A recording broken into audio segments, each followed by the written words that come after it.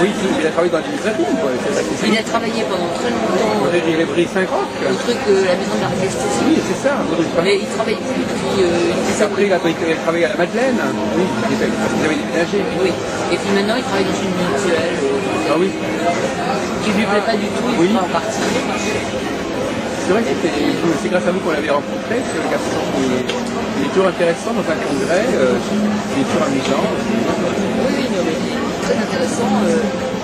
Là, il est dans sa phase bouddhiste. Oui. Non, je l'ai trouvé plutôt bien. Enfin bon, moi je n'imagine pas, ne faisant pas d'astrologie, pratiquant pas l'astrologie, ça m'étonne beaucoup. Moi j'avais emmené une fois chez Patrice Guinard dans la Oui, ça me rappelle. Monsieur, Vous voulez écrire? oui, allez-y, allez-y. Sinon, je l'enverrai, je le sais. Voilà, allez-y, allez-y.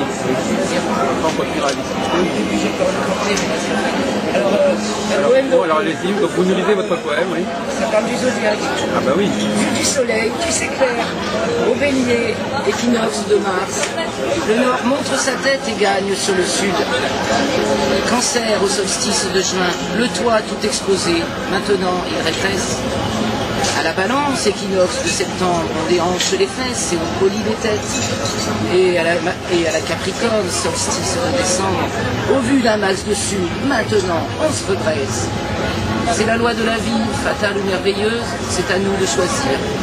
Est-ce l'originel péché ou la foi éternelle pour traverser la nuit? Et les constellations, pour ce grand corps vivant, dessinent infiniment et seulement pour nos yeux une parure d'étoiles qui revient en poussière selon la même loi. Et vous avez un deuxième alors? J'en ai un deuxième.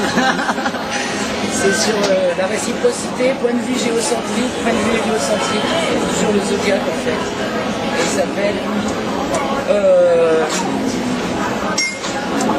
Soleil bélier, terre lune balance. Soleil bélier, terre lune balance. Alors ça c'est comment ça se dit? Vous le connaissez par cœur? Soleil bélier, terre lune balance. Quand soleil balance, l'âme bélier. Massif taureau s'abreuve à son profond scorpion. Sélect scorpion, taureau son âme initiale. Les cœurs, les yeux gémeaux s'éveillent autant qu'ils sagittaires. Sagittaire porte loin ses cœurs gémeaux si proches. Arabesque cancer enrobe loi Capricorne. Capricorne, elle, dans l'ordre de la vie.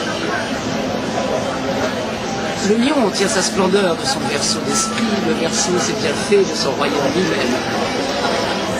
Quant à la Vierge, l'immaculé poisson qui sauve les pécheurs, son esprit si précieux, le poisson le délivre, le poème des merveilles. Merci. Et alors vous avez rencontré des astronomes et vous avez parlé d'astrologie avec des astronomes? Oui, ça m'arrive.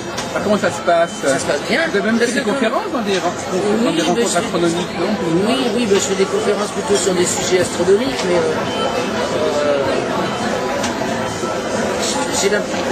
par exemple sur cette question du zodiaque, quand même la distinction entre signe et constellation, je trouve que les astrologues font une énorme erreur astronomique en passant leur temps à dire oui mais les astrologues ils confondent les signes et les constellations, alors que franchement j'ai l'impression qu'à force d'en parler avec eux, moi je suis aussi animatrice de planétarium, donc j'ai eu l'occasion de discuter avec d'autres animateurs de planétarium.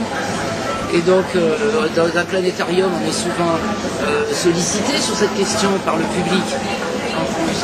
Bon, faire comprendre en fait que le zodiaque des signes, c'est la Terre et le Soleil, c'est l'ensoleillement des pôles de la Terre.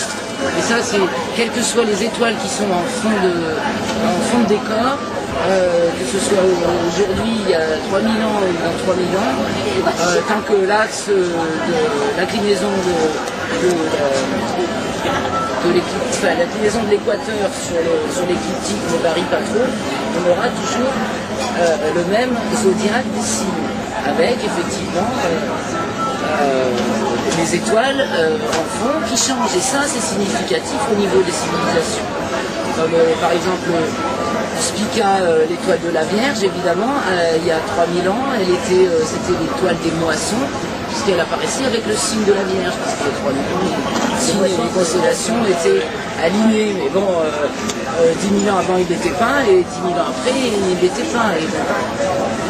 Et elle a gardé, parce que l'imprégnation culturelle de l'astrologie, de constellations, le nom des étoiles, remonte à peu près à Sumer, Babylone, ça a été repris par etc.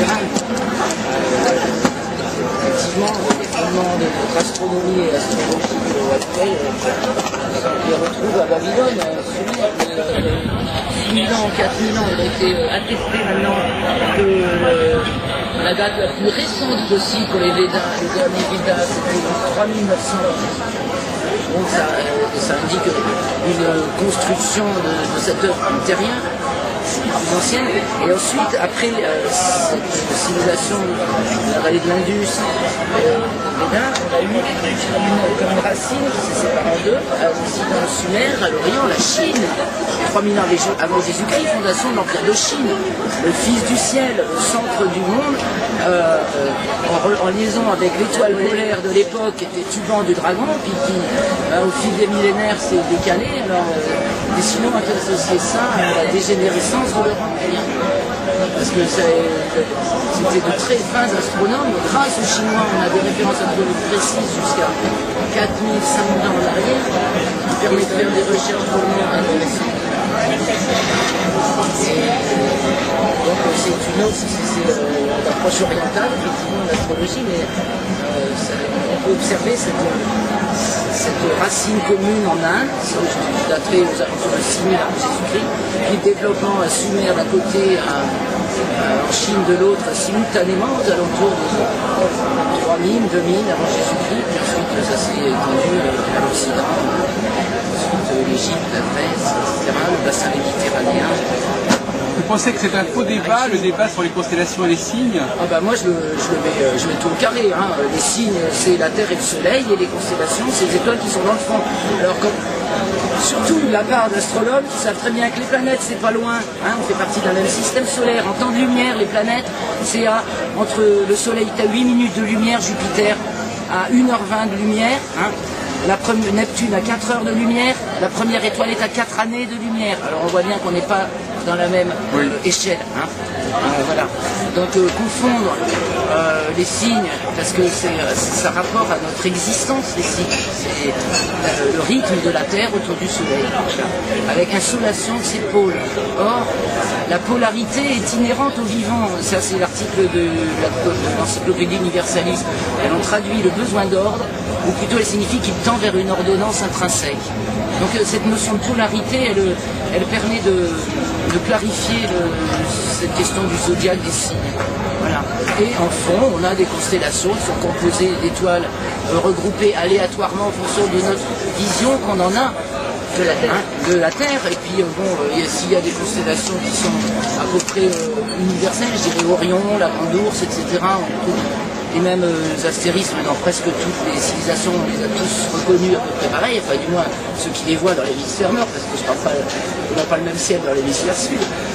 Et bien, il y en a d'autres, chaque civilisation, celles qui sont moins évidentes, chaque civilisation, il y a des choses différentes, particulières. Oui, mais enfin moi personnellement, je ne sais pas, attendez, vous pouvez tenir une seconde. Moi, vous avez raison, pour les astronomes, vous le tenez, mais vous le tenez vers moi. Comme ça. Vous le tenez, mais regardez l'écran. Mais regardez l'écran. L'habitude de ce genre de regarder l'écran. Oui, d'accord. Alors, c'est tout. Pour moi, pour les astronomes, effectivement, ça ne fait pas sens de s'intéresser aux étoiles fixes.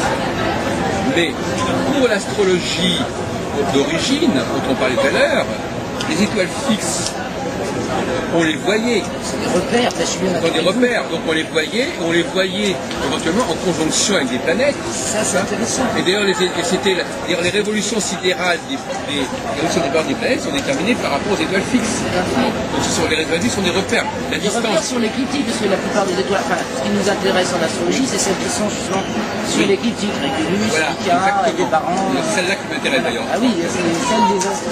Voilà, c'est. Ouais. Alors effectivement, les astronomes, il y a 4 ou 5 000 ans, pour eux, établir une décyclicité pouvait passer par le rapport aux étoiles fixes. Et d'ailleurs, entre parenthèses, un des grands moments de l'histoire de l'astronomie, c'est effectivement le moment où on a découvert qu'il y avait des planètes d'un côté et une étoile fixe de l'autre. On a découvert un peu la dualité du système céleste. Oui, on a remarqué bien que les planètes, elles suivaient pas le même astréran, hein, elles se déplacent à l'envers. C'est ça, donc on peut tout à fait imaginer que c'est sur cette découverte majeure de l'existence d'une dualité entre planètes et étoiles fixes que l'astrologie aurait pu se constituer en quelque sorte. C'est la thèse que je défends. Oui, du jour où on l'a réalisé, parce que je pense que même les animaux l'ont intrinsèquement, je veux dire, toute créature vivante le connaît, ce rythme en elle-même. Après, le propre de l'être humain, c'est certainement d'un jour de sortir de lui, de le représenter et de s'en servir comme repère objectif, formel, qui va permettre au groupe de se forger une unité. Oui. Quelque chose de ça. Fixe pour un certain temps, quoi. Fixe pour un certain temps. Or, comme les étoiles, souvent les étoiles fixes, le décalage des étoiles par rapport au signe du zodiaque est très lent. Mais avant Hipparque, on le connaissait parce qu'il y a l'empereur, le pharaon Ramsès II ou IV, alors là vous m'excuserez, mais en 1100 avant Jésus-Christ a réformé le calendrier égyptien, Sénémut, en raison de la précession des équinoxes. Alors quand on nous dit que c'est Hipparque qui a découvert la précession des équinoxes, Hipparque s'est souvenu de la précession des équinoxes, mais j'ai l'impression qu'on le savait bien avant. Il y a beaucoup de choses qu'on a oubliées, aussi la mémoire humaine est peut-être très bien, et puis c'est comme le jour et la nuit. On oublie sur des périodes beaucoup pas. plus courtes déjà. Oui, puisqu'on éclaire un jour, passe dans l'ombre. Et il y a des choses que l'humanité savait peut-être qu'elle a oubliées, puis redécouvert. Et on Non, mais je veux dire que cette question des étoiles fixes, ça devient une véritable pomme de discorde aujourd'hui, parce qu'effectivement, pour les astrologues, à la solde des astronomes et de l'astronomie contemporaine, il faut évacuer radicalement les étoiles fixes. D'ailleurs, on en parlait avec l'autre jour avec Quentin Hibert. Pour les astrologues comme moi qui pensent au contraire que l'astrologie est tributaire d'un état de connaissance, d'un état de sensibilisation qui s'est produit il y a X milliers d'années, et que c'est cet état-là qui est important, et que cet état-là, il a été fondateur, les étoiles fixes sont importantes. dans la sphère du sujet, dans la sphère locale, c'est là que ça parle. C'est-à-dire, c'est justement important. Enfin, nous, on l'a retrouvé avec Gilles, on est revenu. Parce que bon, on a été formé plus conditionnaliste. Donc au départ, les étoiles fixes, c'était pas notre. Mais dans la sphère locale, dans la sphère du sujet, qu'est-ce qu'on voit? Des étoiles. Exactement. Donc, c'est notre repère.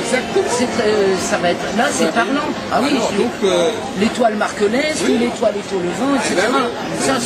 Ça va ajouter une touche interprétative. donc on est d'accord là-dessus. Ah oui. La seule chose, c'est que vous allez peut-être être tenté de vouloir différencier les étoiles fixes les unes par rapport aux autres, au niveau de leur signification. Parce que c'est toujours. Moi, je ne suis pas dans ce business. Ica est associé aux récoltes, Antares, Antimars, je ne sais pas dire à la guerre. Je sais pas, elles ont forcément, elles se différencient. Vous essayeriez éventuellement, vous seriez tenté un jour avec de proposer une sorte de grille de lecture de signification des étoiles fixes en les différenciant les unes par rapport aux autres, puisque vous avez développé ce goût de la différenciation. Ça va être développé par les histoires qui sont liées aux constellations. Mais alors si je fais cette recherche, moi je vais chercher dans toutes les histoires du monde liées aux constellations. Et savoir ce qu'on en dit dans les différentes cultures. Pas seulement dans la culture gréco-romaine, parce qu'elle nous enferme quand même dans une logique dont il faut sortir aujourd'hui. Voilà, et c'est ça qu'il faut l'astrologie. Il faut que l'astrologie dépasse, d'où l'intérêt du RET et du SORI, parce que ce sont les modules logiques qui permettent en deçà de ce formatage culturel. Donc on a l'impression que c'est normal. Hein. Donc si je comprends bien, Claire Henrion, vous considérez que c'est une erreur de la part des constitutionnalistes orthodoxes de ne pas prendre en compte les étoiles fixes. Une erreur qui eux-mêmes ne respectent pas l'idée du sujet. Ah ben, je pense qu'on a eu effectivement là où on s'est démarqué de Jean-Pierre Nicolas, où on n'a jamais forcément réussi à s'entendre, c'est justement cette considération de la sphère du sujet, parce qu'il y avait peut-être une analogie au départ. Pour Jean-Pierre, le sujet c'est le soleil. Enfin, moi je suis resté là, alors je ne sais pas du tout où il en est aujourd'hui. Hein. Or pour nous, le sujet c'est lunaire, c'est notre monde intérieur. Et l'objet, c'est le soleil. L'objet est commun. Ce qu'on voit à l'apparence, c'est le soleil. Ensuite, la relation du Osbel, Jean-Pierre qui l'a dit, c'est Mars. On va avancer. Bon, ben, oui, ben, on a bien fait de continuer. On va faire une pause alors. Ah oui, là. Donc là, nous sommes sur le départ. Moi, je pars pour Lyon pour rencontrer des gens demain matin. Et donc, Claire Henrion a eu le gentillesse de m'accompagner.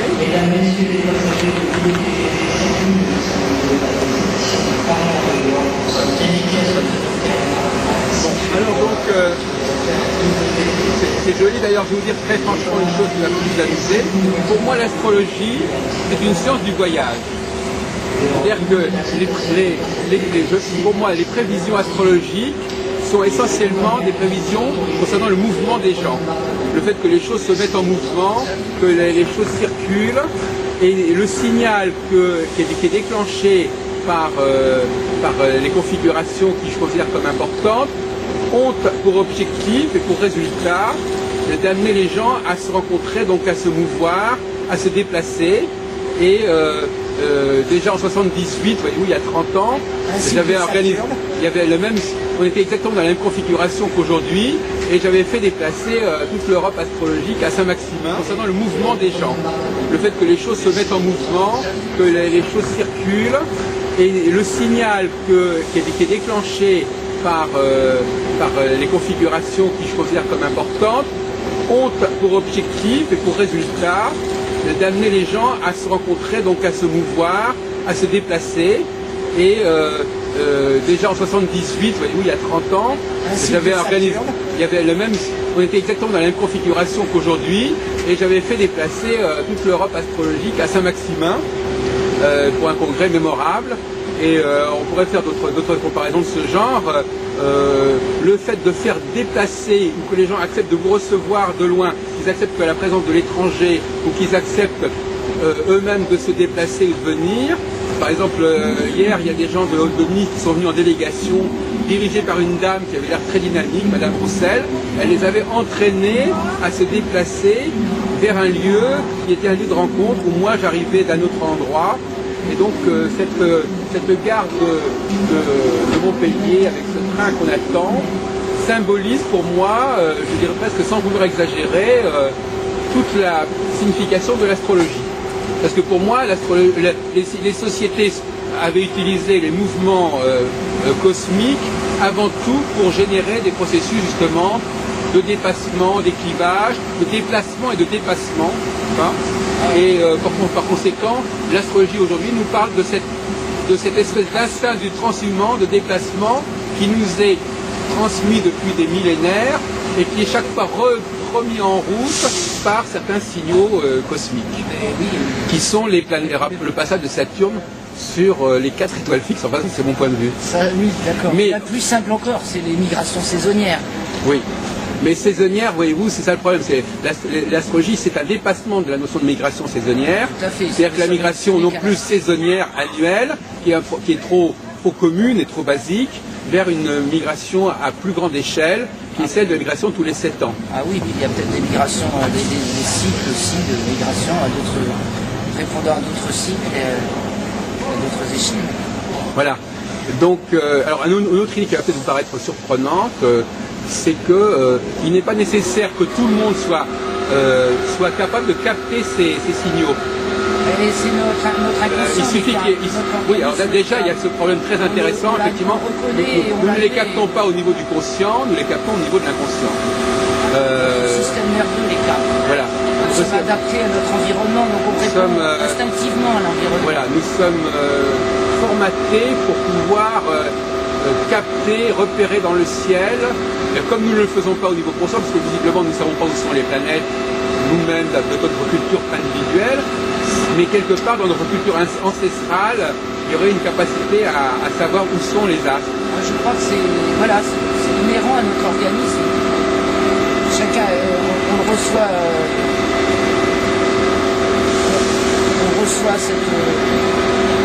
cette orientation, je veux dire, chacun en fonction de sa propre nature, parce qu'on a chacun une nature qui nous est propre aussi. Mais cette information commune, on va la recevoir et la traiter effectivement chacun d'un point de vue neurologique, d'avoir des réponses, et des réponses d'autant plus systématiques ou déterminées, ou déterministes, qu'on n'a pas justement pris conscience de ce qui les déterminé. À partir du moment où on prend conscience de ce qui détermine un mouvement, comme vous dites, on va intervenir, on va comprendre ce qu'on fait, on va comprendre où on va, on va se donner le choix d'y aller ou de ne pas y aller. Et quand on parle de l'astrologie, on entend dire que l'astrologie s'enferme dans un déterminisme. Voilà, franchement, je dis, c'est simplement, on n'accepte pas de reconnaître en quoi est le déterminisme, et donc à partir de là, on reste prisonnier. Parce que si on admet de comprendre, de reconnaître des facteurs qui peuvent nous déterminer, on ne les reconnaîtra jamais tous, ce serait franchement prétentieux, mais on peut avoir une palette de choix, peut-être en tout cas pour moi l'astrologie ouvre le libre arbitre, un libre arbitre éclairé. On sait ce qu'on fait, on sait mieux quelles seront les conséquences. Oui. Mais je pense que le problème, c'est que au niveau de la prévision astrologique, pendant que vous avez un grand nombre de facteurs qui sont différenciés, vous allez prévoir des choses extrêmement diverses dans différents domaines. Ah oui, non mais là, on se alors que moi, je pense qu'il faut... Jamais vous avez raison. Alors que moi, au contraire, j'essaye de me polariser sur un seul type d'événement, un seul type de situation. C'est une méthode tout à fait honorable, parce que je pense que sinon on va partir dans tous les possibles. Voilà, c'est ça. Ils sont possibles. À partir du moment où le conditionnalisme multiplie les facteurs, ça veut dire qu'il va aussi multiplier les types de situations qui sont prévisibles. Il multiplie les facteurs. Non, mais en tout cas, il accepte leur multiplication, leur pluralité. La multiplication est elle est inhérente à la nature. Elle est inhérente à la nature astronomique, mais elle n'est peut-être pas inhérente à l'astrologie. À la nature tout court. Oui. Donc, qui se montre par l'astronomie. Mais est-ce que l'homme ne serait pas justement un être dénaturé qui irait en dialectique avec la nature, donc qui ne rentrerait pas dans la logique de la nature, mais qui entrerait justement dans une logique de monothéisme, de concentration, de focalisation. Et donc l'astrologie justement serait en opposition avec l'astronomie, parce que justement elle prendrait le contre-pied, elle irait vers l'unité, alors que l'astronomie va vers le multiple. La diversité, oui, tout à fait. Moi je dis on a besoin des deux, c'est inhérent à notre nature. On a un cerveau qui dénombre et démultiplie et identifie et distingue et diversifie, et puis pour garder son unité, on a besoin de trouver une logique commune à tous ces phénomènes. Et ça, c'est le cerveau astrologique, et ça, c'est le cerveau droit. Hein, si on ne veut pas marcher boiteux, il faut accepter de faire fonctionner et reconnaître la validité de ces deux hémisphères cérébraux qui sont la gauche et la droite à l'extérieur. C'est inversé, parce qu'à l'intérieur, la gauche c'est droite à l'extérieur, et la droite à l'intérieur c'est gauche à l'extérieur. L'intérieur et l'extérieur. Donc vous, quel est votre rapport à la prévision astrologique justement on va avancer un petit peu dessus. Je suis sollicité pour en faire, je m'intéresse à la prévision météo, beaucoup. Je travaille beaucoup sur la prévision météo. Ça, c'est quelque chose de fiable, vérifiable. vos bagages est obligatoire avant de... C'est, pour moi, voilà, la prévision astrologique, c'est comme lire la carte avant de prendre la route. Voilà. On étudie le parcours, ça, ouais, on ne va pas savoir forcément tout ce qui va se passer sur le parcours, mais grosso modo, on sait par où on va passer. Voilà. Non, mais c'est amusant cette séquence dans le domaine du voyage qui symbolise tellement bien pour moi le phénomène. Mais là, effectivement, le problème, c'est que le voyage, il y a les voyages périodiques tous les ans à la même époque, donc ça n'est pas significatif. Donc être au mois d'août en train de voir des gens voyager, ça n'a rien d'extraordinaire. Mais je considère qu'il y a probablement une fréquence plus grande parce que maintenant les voyages, dans notre monde hyper industriel, le voyage n'a plus la même signification événementielle et dramatique qu'il pouvait y avoir il y a 500 ans. Oui, mais c'est plus une grande affaire. Les êtres humains ont passé leur vie à voyager, à migrer sur la planète. Oui, mais aujourd'hui, disons qu'il y a une banalisation du voyage. Même vous, je ne dis pas que vous n'avez pas du mérite d'être venu. Dans notre monde d'agriculture. Donc l'astrologie est le fait astrologique apparaît moins. C'est une des thèses que j'ai développées récemment. Le fait astrologique apparaît moins puissamment dans une société où la notion de voyage s'est démocratisée et s'est banalisée. Puisque à ce moment-là, autrefois c'était un événement que quelqu'un voyage et prenne la route.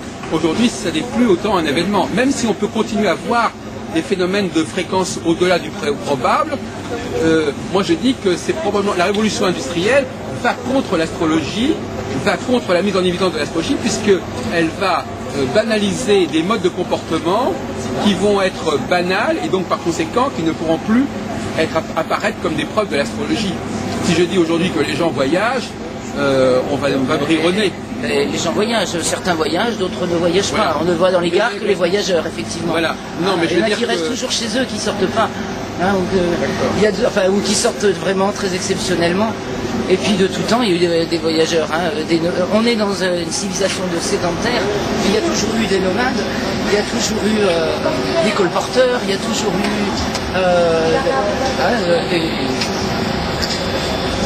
D'accord, écoutez, voilà, donc vous m'accompagnez jusqu'au Parce seuil. qu'avec Saturne, en ce moment, on a Vénus, Mercure et Mars quand même, hein, pas loin de Régulus. Tout ce petit monde qui est passé au début de l'été. Alors j'en fais du monde devant Régulus. Maintenant,